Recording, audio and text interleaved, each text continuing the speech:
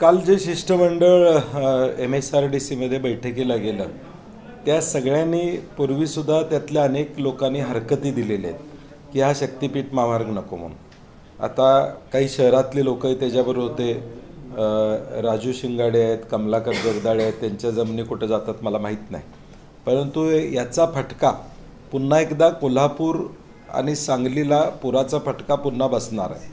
विशेष करून कोल्हापुरातले 29 वार्ड आहेत, अगदी बापट कॅम्पापासून ते न्यू पॅलेस परिसर असेल किंवा सिद्धार्थनगरपर्यंत असेल, हा सगळा परिसर जो काय आहे, जो 29 ते 31 वार्ड पुराचा फटका या कोल्हापूर शहराला बसतोय.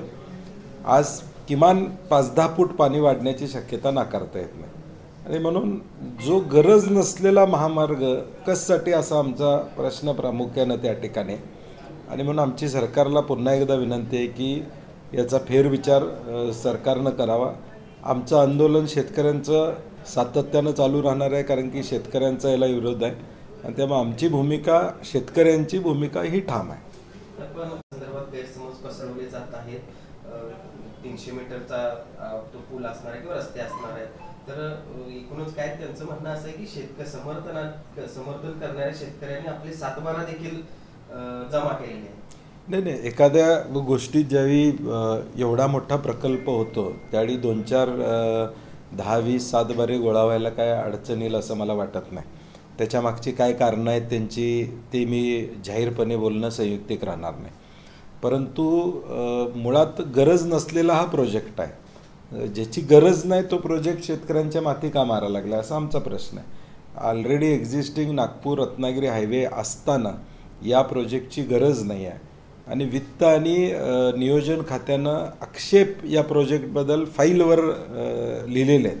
मग त्याचा विचार सरकार करणार आहे का नाही. 50,000चे सप्लिमेंटरी बजेट सरकार आणतं आहे, म्हणजे मूळ बजेट जे 7-7 लाख कोटीचं आहे त्याच्यापेक्षा आता 1-1.25 लाखाच्या सप्लिमेंटरी आणण्याचं काम सरकारनं केलेलं आहे. बजेट पूर्णपणे कोलॅप्स झालेलं आहे. एका बाजूला अण्णासाहेब पाटील आर्थिक महामंडळाचे पैसे मिळत नाहीत. शिक्षकांचा GR 24ला काढून तो 1 वर्ष 9 महिने झालं त्याची अंमलबजावणी होत नाही, म्हणजे पैसे नाही आहेत. म्हणजे एका बाजूला अनेक विषयाच्या प्रायोरिटीचे पैसे सरकार देत नाही. इथं मात्र अट्टहास का अशी आमची भूमिका.